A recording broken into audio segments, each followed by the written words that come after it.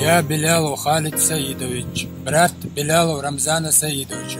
Белялов Рамзан Саидович 2 числа 2015 года был задержан, незаконно задержан структурами Ставропольского края. Обвинили его в том, что он находился в Буденновске. В это время он физически не мог быть там. Он был на заработках с односельчанами с нашего села. Вот, брат мой, вот эти односельчане нашего села, вместе с ними, у меня вот есть их показания, они тоже вот подтверждают их данные, дают заявление, но они это дело не приобщили. Белялов Рамзан, вот справка из архива, вот подтверждающий, с 95 год, вот ноябрь, декабрь, июль, вот постановление, документ. Есть еще подтверждающие документы, свидетельские показания дает управляющий Лоскутов Анатолий Иванович, дает показания. В составе бригады прибыл Белялов Рамзан Саидович.